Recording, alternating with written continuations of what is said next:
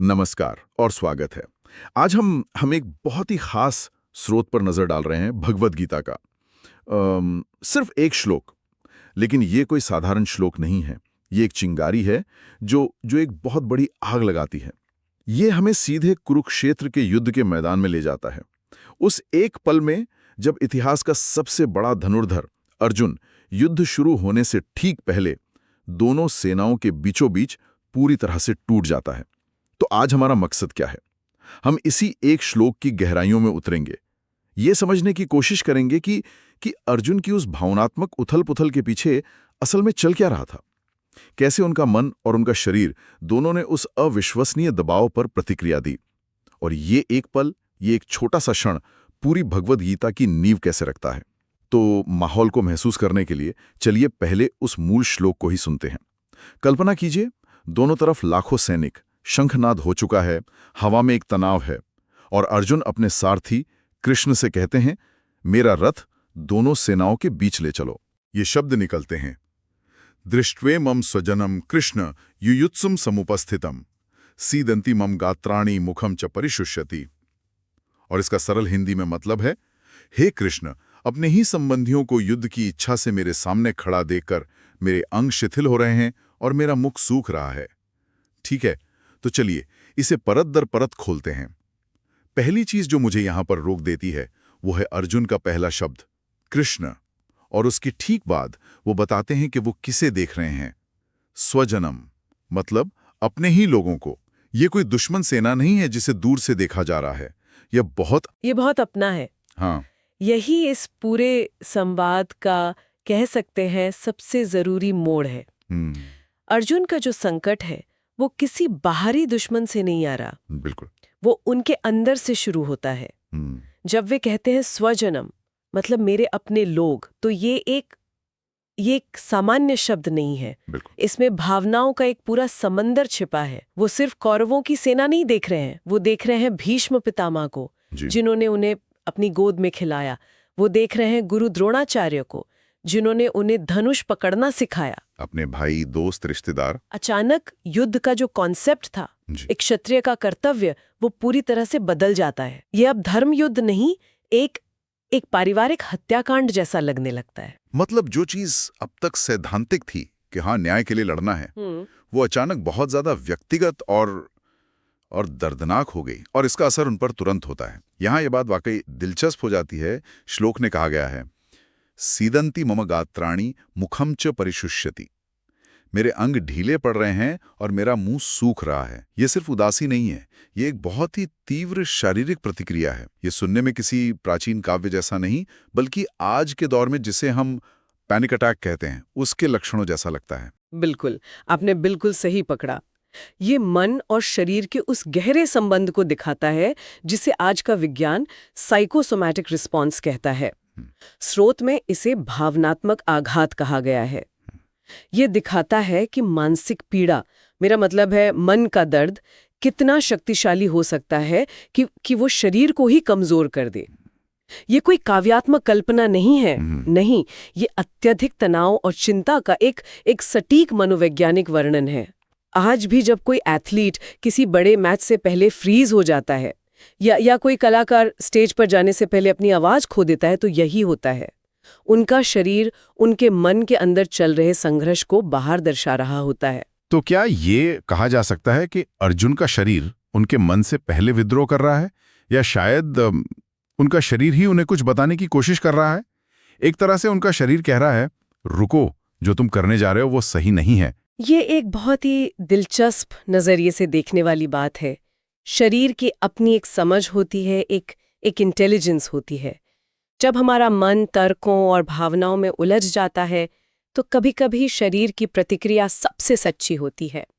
अर्जुन के मामले में उनका शरीर उस हिंसा की भयावहता को महसूस कर रहा है। हाथ से गांडीव धनुष का गिरना, पैरों का कांपना, ये सब इसी बात का प्रतीक है कि उनकी आत्मा इस लड़ाई के लिए तैयार नहीं है। उनका शरीर उनके नैतिक संकट का आईना बन गया है। स्रोत में अर्जुन की इस जटिल स्थिति को समझाने के लिए 3 शब्द इस्तेमाल किए गए हैं, विषाद, मोह और दुविधा। मुझे ये तीनों शब्द विषाद, मोह और दुविधा सुनने में तो लगभग एक जैसे लगते हैं। क्या ये वाकई अलग-अलग चरण हैं या बस एक ही गहरी भावना के अलग-अलग पहलू हैं? मैं इनके फर्क को ठीक से पकड़ नहीं पा रहा हूँ। ये एक बहुत ही महत्वपूर्ण सवाल है, क्योंकि ये 3 शब्द ही उस पूरी नींव को तैयार करते हैं जिस पर गीता का ज्ञान खड़ा है। ये एक दूसरे से जुड़े हैं, हाँ। लेकिन इनमें गहरा अंतर है। इन्हें एक चेन की तरह समझिए, जहां एक कड़ी दूसरी को जन्म देती है। हाँ। पहली कड़ी है विषाद, यानी गहरा दुख या शोक। ये अर्जुन की तत्काल भावनात्मक प्रतिक्रिया है। ये एक सदमा जैसा है। जब वे अपने प्रियजनों को मरने मारने के लिए तैयार देखते हैं तो उनका दिल दुख से भर जाता है। ये एक स्वाभाविक मानवीय प्रतिक्रिया है। वे उस विनाश की कल्पना कर रहे हैं जो होने वाला है, और उस कल्पना से ही उनका मन शोक में डूब जाता है। ये उस स्थिति का पहला और सबसे बाहरी लक्षण है। हाँ। अच्छा। तो विषाद एक तरह से उस स्थिति को देखकर होने वाला तत्काल दुख है। हाँ। एक तरह का शोक, जैसे किसी बुरी खबर को सुनकर दिल बैठ जाता है। मोह का अर्थ है लगाव या आसक्ति, और स्रोत के अनुसार यही अर्जुन के संकट की असली जड़ है।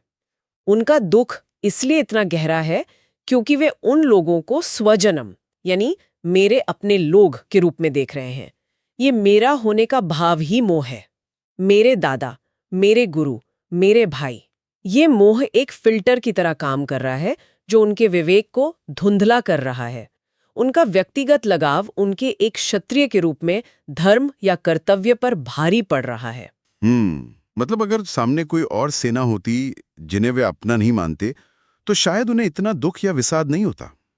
तो मोह ही उस दुख को एक तरह से जहरीला बना रहा है। एकदम सही।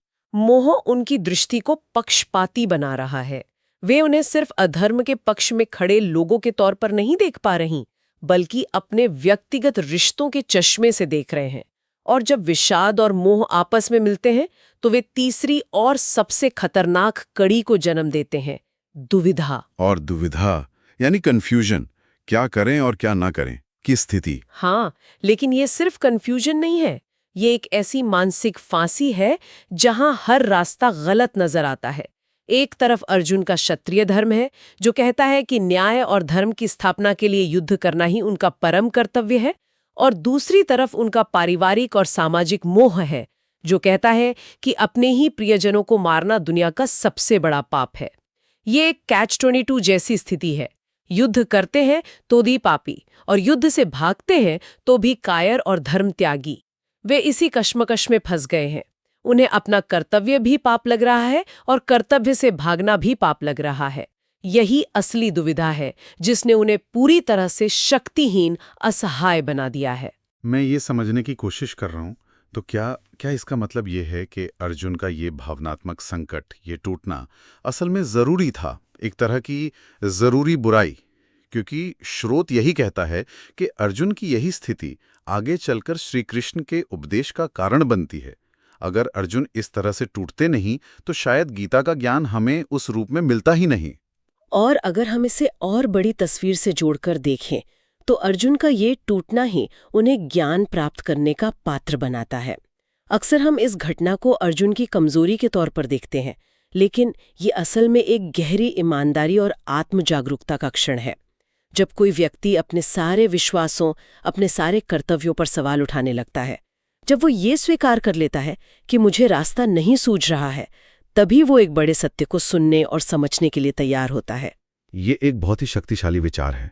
मतलब अहंकार ज्ञान का सबसे बड़ा दुश्मन है, और अर्जुन उस पल में अहंकार शून्य हो गए थे। बिल्कुल, ये लगभग वैसा ही है जैसे किसी इमारत को बनाने से पहले पुरानी कमजोर नींव को पूरी तरह तोड़ना पड़ता है।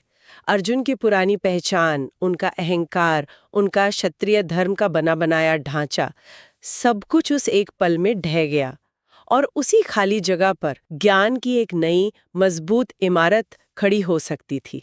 अगर अर्जुन अहंकार से भरे होते और कहते कि मैं सब जानता हूँ, तो कृष्ण के लिए उन्हें कुछ भी सिखाना असंभव होता।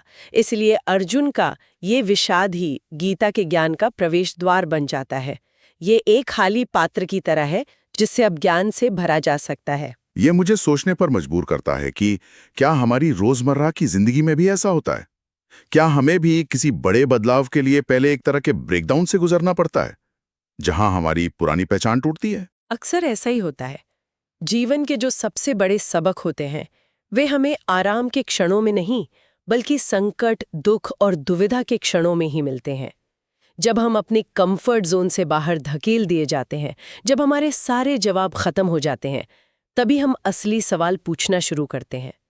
अर्जुन का संकट उनकी कमजोरी नहीं, बल्कि उनके ज्ञान की यात्रा का आरंभ बिंदु है। ये दिखाता है कि वे संवेदनशील हैं, वे युद्ध के परिणामों के बारे में गहराई से सोच रहे हैं। ये एक विचारहीन योद्धा का व्यवहार नहीं है, ये एक ऐसे व्यक्ति का व्यवहार है जो अपने कर्मों के नैतिक परिणामों को लेकर चिंतित है। और यही चिंता उन्हें कृष्ण से सही सवाल पूछने के लिए प्रेरित करती है। वे पूछते हैं, श्रेयः किम स्यात् निश्चितम ब्रूहि तन्मे, मेरे लिए निश्चित रूप से क्या कल्याणकारी है वही मुझे बताइए। और यहीं से गीता का संवाद शुरू होता है। तो आज हमने देखा कि कैसे भगवद गीता का सिर्फ एक श्लोक हमें एक महान योद्धा के मन की गहराइयों में ले जाता है। हमने समझा कि कैसे अपने ही लोगों को युद्ध के मैदान में अपने खिलाफ खड़ा देखकर उनका शरीर तक जवाब दे जाता है, उनके हाथ पैर में जैसे जान ही नहीं बचती और मुंह सूख जाता है। और हमने ये भी जाना कि कैसे उनका गहरा दुख, जिसे हमने विषाद कहा, उनका व्यक्तिगत लगाव, जिसे मोह कहा गया है, और उनके कर्तव्य और भावनाओं के बीच की कश्मकश यानी दुविधा, उन्हें एक ऐसे मोड़ पर ले आती है जहां से ज्ञान का एक विशाल रास्ता खुलता है। ये टूटना असल में एक शुरुआत थी। ये पूरा विश्लेषण एक बहुत ही गहरा विचार हमारे सामने छोड़ जाता है। स्रोत पूरी तरह से अर्जुन के संकट पर केंद्रित है, जो अंततः उन्हें ज्ञान की ओर ले गया। ये हमें सोचने पर मजबूर करता है। क्या हर बड़े ज्ञान या आत्मखोज का रास्ता एक गहरे व्यक्तिगत संकट या दुविधा से होकर ही गुजरता है? क्या जीवन में उथल-पुथल और भ्रम के क्षण ही हमें उन गहरे सत्यों को खोजने के लिए सबसे ज्यादा प्रेरित करते हैं, जिन्हें हम शायद शांत और आरामदायक समय में कभी खोज ही नहीं पाते? और अगर ऐसा है, तो क्या हमें जीवन के संकटों को एक अलग नजरिए से देखना चाहिए, एक समस्या के रूप में नहीं, बल्कि एक अवसर के रूप में?